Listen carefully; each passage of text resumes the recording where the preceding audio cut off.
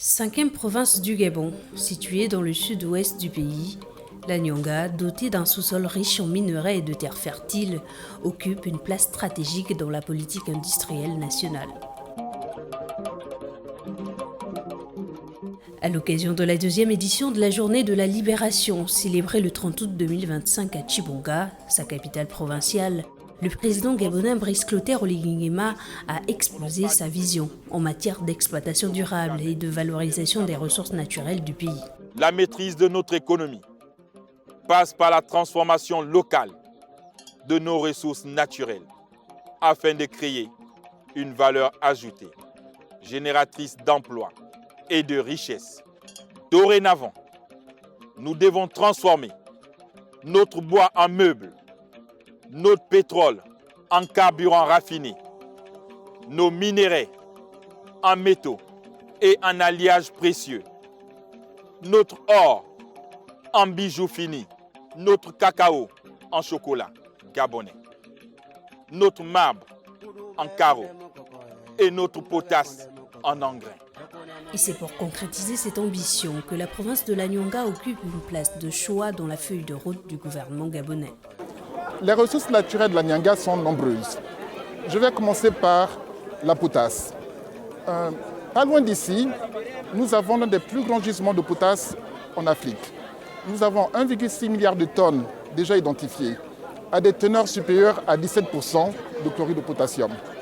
Cette potasse sert essentiellement à faire des engrais.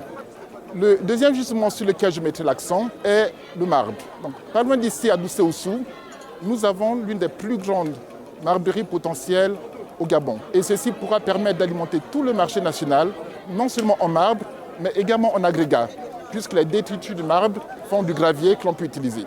Le troisième gisement d'importance majeure auquel je me faire référence est le gisement de fer. Donc, juste à côté d'ici, nous avons le gisement de Milingui. Et à partir de Milingui, on pourra transformer déjà le fer en fer des pellets. La Nyanga deviendra un pôle industriel majeur. Et dans l'axe Tchibanga-Mayumba, nous aurons l'une des zones industrielles les plus importantes d'Afrique. De la parole à l'acte, le président gabonais s'est rendu dans le premier canton de Doussié-Goussou, à 20 km de la ville de Tchibonga. Dans ce périmètre minier de 4,5 km², on y retrouve une carrière de marbre, restée à l'abandon pendant ces 20 dernières années. Donc, la marbrerie a été créée dans les années 60-70, d'abord par les Italiens qui ont été les premiers exploitants de cette carrière. Et le marbre qui partait d'ici a servi à la construction du palais Rénovation, donc améublé, les murs du palais Rénovation et le sol, puis la cité de la démocratie, sans oublier le palais de marbre qui était situé dans l'enceinte de la démocratie. Après leur départ, dans les années 75-80, sont arrivés les Yougoslaves qui ont continué l'œuvre et qui a permis de réaliser l'immeuble du 2 décembre, que vous vous apercevez, vous venez même des marbres sur l'un des murs en forme de flamme. Ce marbre-là partait d'ici. Repris en avril 2024, le retour de l'extraction de marbre sur ce périmètre minier a permis le recrutement d'une soixantaine de nationaux. À terme, le projet envisage d'embaucher au moins 300 Gabonais. Ça fait 1 an que je suis employé à Marlion Minéral et mes tâches consistent à approvisionner le site, le chantier, en matériel, mais aussi à approvisionner les machines pour la carrière avant que l'exploitation ne commence.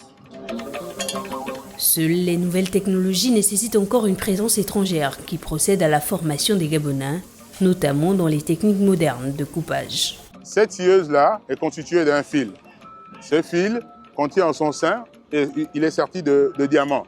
Donc ça permet la découpe du marbre. Ce fil, nous on fait des forations ici, comme vous pouvez le voir là, pour encercler le bloc de marbre du fil diamanté. Ensuite on actionne notre machinerie et on a le mouvement de rotation qui permet la découpe du bloc de marbre.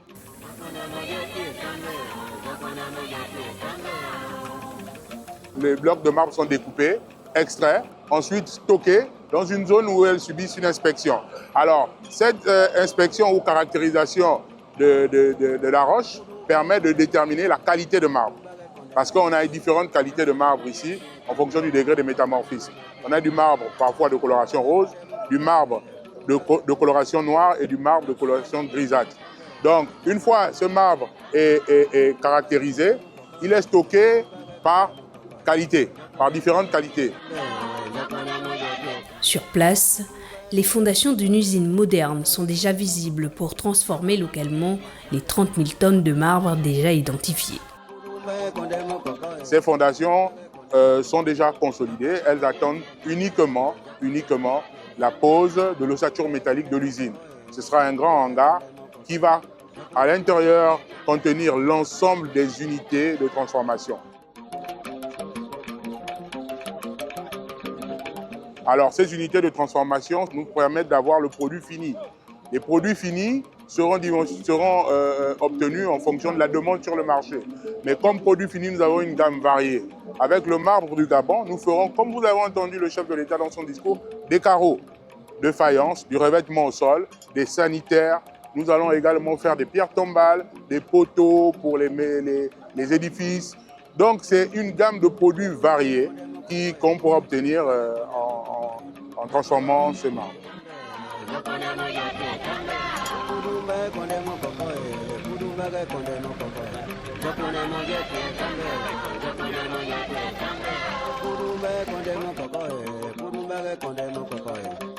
Dans la province de l'Anyanga, la transformation industrielle voulue par l'État gabonais ne se limite pas qu'aux minerais. Elle s'étend aussi à l'agriculture. À Moabi, dans le département de l'Adouni, depuis la fermeture de l'entreprise Agro-Gabon en 2009, la ville a connu d'importantes vagues d'exode rural.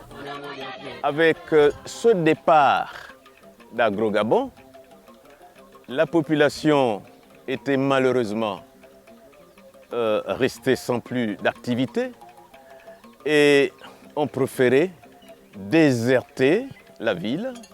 Et en désertant la ville, avec la route qui ne se faisait plus jamais, la ville s'est enclavée et la population qui était au centre de la ville à cette époque-là, à plus de 3500 âmes qui vivaient au centre de la ville, est redevenue une population de 1000 habitants seulement.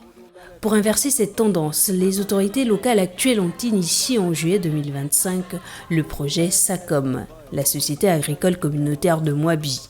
Lors de son passage dans la province de l'Anyanga en juillet 2024, il avait donné à la province de l'Anyanga 7 milliards de francs.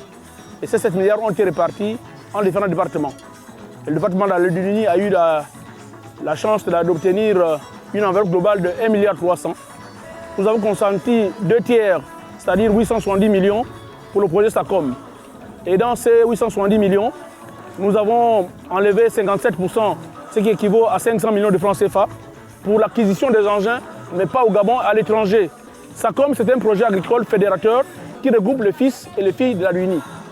Conscient de la situation de chômage qui prévalait dans le département, conscient du dépeuplement, bien de l'exode rural dans nos villages et dans la commune, il était nécessaire de trouver une activité qui puisse attirer les enfants, les fils, les filles de la localité qui étaient partis ailleurs chercher du travail pour revenir soit dans leur village, soit ici à Moabi dans la commune. Un projet qui contribue à ramener la main-d'œuvre perdue. Si je suis parti d'ici de Moabi pour aller bricoler à Mokab, c'est parce qu'à Moabi, il n'y avait pas de travail, il y avait vraiment les jeunes, on n'avait pas d'emploi. Donc je suis allé solliciter un emploi là-bas, à la scierie de Mokab.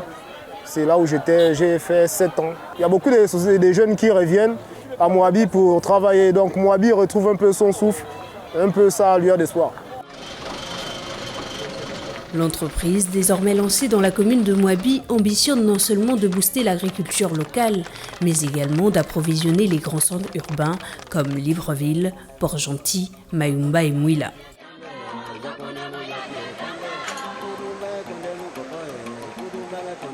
Outre le marbre et l'agriculture, la province de l'Anyanga regorge de pétrole, du nickel, de cuivre, de diamants, mais aussi de forêts qui couvrent une grande partie de la province, à environ 75%. Vous savez, les forêts communautaires permettraient aux communautés, aux populations qui vivent ici de pouvoir tirer les dividendes de ces ressources. Donc forêts communautaires, voire également quelques autres grands opérateurs qui peuvent s'installer pour la première, deuxième jusqu'à la troisième transformation du bois. Donc la Nyanga a des ressources potentielles dans ce sens. Mais à côté de ce potentiel, les populations attendent et espèrent des infrastructures de base. La route, l'eau et l'électricité sont autant de prérequis nécessaires au développement industriel attendu. Lubomo, Bana, il faut que la zone soit faite. Il y a des bicouches qui ont déjà des nids de poules parce qu'ils vont toujours reprendre cela. Donc il faut dire que la route Chibanga-Mayumba s'arrête à Lubomo. Lubomo, Bana, ça doit être fait normalement. C'est comme vous avez vu Nende, Chibanga. Vous-même vous êtes venu par là. Voilà, c'est ça la réalité. On veut bien se soigner, bien s'alimenter, bien dormir. Dans l'électricité, l'eau, il n'y a pas ici.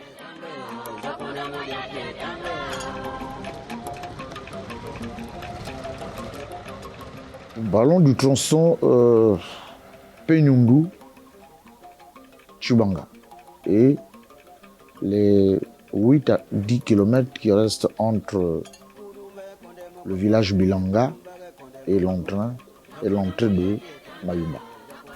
Cette route se fera, le chef de l'État ne nous a pas oubliés, elle se fera, mais il faut lui laisser le temps pour trouver les moyens nécessaires pour que cela soit réalisé dans les meilleurs délais possibles et puis dans les règles de l'art, parce qu'il ne faut pas aussi faire dans la précipitation, il faut prendre le temps de mieux réfléchir. L'entreprise est sur place. Maintenant, c'est certainement les mécanismes qui vont concourir à financer ces 49 km de route qui restent pour que les inquiétudes des uns des autres puissent être satisfaits. Entre exploitation minière, initiative de préservation des forêts et relance agricole, la province de la Nyanga est en voie de devenir, dans les mois, voire les années à venir, l'un des pôles industriels majeurs du Gabon.